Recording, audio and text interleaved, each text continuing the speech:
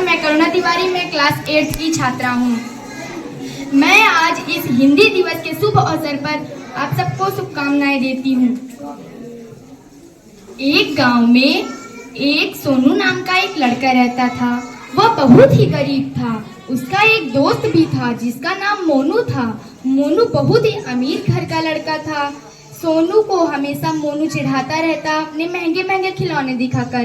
बोलता, देखो सोनू, मेरे पास तो बहुत महंगे महंगे खिलौने हैं, तुम्हारे पास तो कुछ खेलने को नहीं है। और ऐसा बोलकर खूब तेज तेज हंसता। लेकिन सोनू मोनू की बातों का बुरा नहीं मानता था। वह उसकी बातों को हंसकर टाल देता था। धीरे धीरे दोनों बड़े होते गए। सोनू दूसरे के खेतों में मजदूरी करता और मोनू घर में बैठकर खूब मौज मस्ती करता, क्योंकि वो बहुत ही अमीर घर का लड़का था।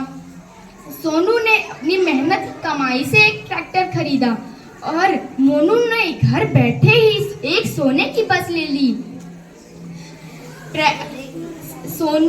मोनू की बस को सब देखने आते।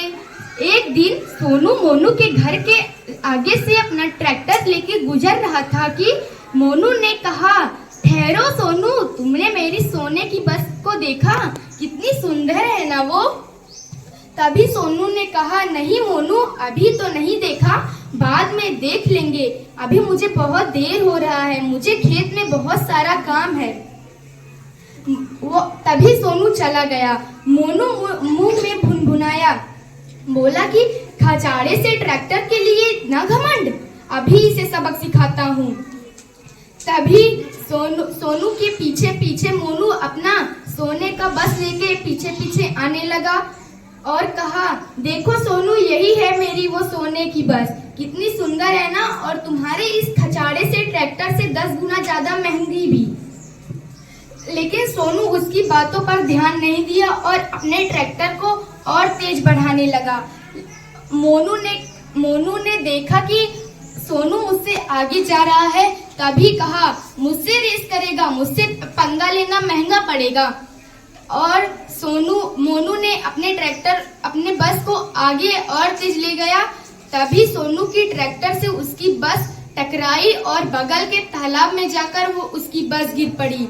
जैसे ही सोनू ने देखा कि मोनू तालाब में गिर पड़ा, तभी वो अपने ट्रैक्टर को रोक कर तुरंत मोनू को अस्पताल ले गया और डॉक्टर से कहा, मोनू की तबीयत बहुत खराब है, इसे जल्दी से इसकी इलाज कर दो। और डॉक्टर ने इलाज की। कुछ देर बाद मोनू को होश आया तो डॉक्टर ने कहा, मोनू को होश आ गया है। मोनू सोनू को अस्पताल में देखकर आश्चर्यचकित रहा।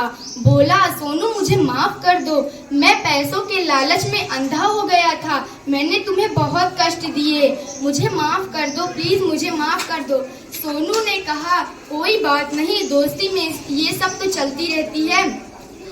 और कहा, जल्दी से तुम ठीक हो जाओ, फिर पूरे गांव में घूमेंगे। मोनू ने कहा, हाँ, हम दोनों खूब मौज मस्ती करेंगे, खूब घूमेंगे।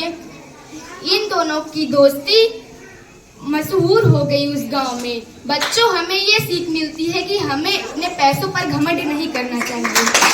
हम आप सभी को हिंदी दिवस की शुभकामनाएं। मेरा नाम अनुराग पाल, मैं कक्षा 6 का छात्र हूँ। आप सभी के सामने एक छोटी सी कहानी प्रस्तुत करने जा रहा हूँ, जिसका शीर्षक है त्यागी पेड़। एक बड़े से जंगल में के किनारे एक गांव था। उस जंगल में एक बड़ा सा आम का पेड़ था। गांव का एक बच्चा था जो उस पेड़ के साथ खेलता था और पेड़ भी उसके साथ खेलता था, जिस वजह से पेड़ को उसके साथ खेलने से बहुत सारी खुशियां मिलती थी। कुछ दिन बीतते गए और वो लड़का पेड़ के पास आना छोड़ दिया। कुछ सालों के बाद वह लड़का पेड़ के पास आया। पेड़ ने कहा, आओ मेरे दोस्त, मेरे साथ खेलो। उसने कहा, मैं तुम्हारे साथ नहीं खेलूंगा, मैं खिलौने से खेलूंगा, मुझे खिलौने चाहिए। पेड़ ने कहा, मेरे पास तो खिलौने नहीं है, पर मेरा फल तोड़ लो और बाजार में बेचकर इससे पैसा कमा लेना और खिलौने खरीद लेना। वह लड़का खुश हो गया और आम के पेड़ के सारे फल तोड़ लिया और उसे जमा कर ले जाकर बाजार में बेच दिया। लेकिन आम बहुत दुखी था क्योंकि वह लड़का उसके साथ खेला नहीं। कुछ सालों बाद फिर से वह लड़का आम के पेड़ के पास आया और वह बोला, आम का पेड़ खुश होकर बोला, आओ दोस्त, मेरे साथ खेलोगे नहीं? उसने कहा, तुम्हारे साथ खेलने के लिए मुझे टाइम नहीं है, मुझे एक घर चाहिए, क्या तुम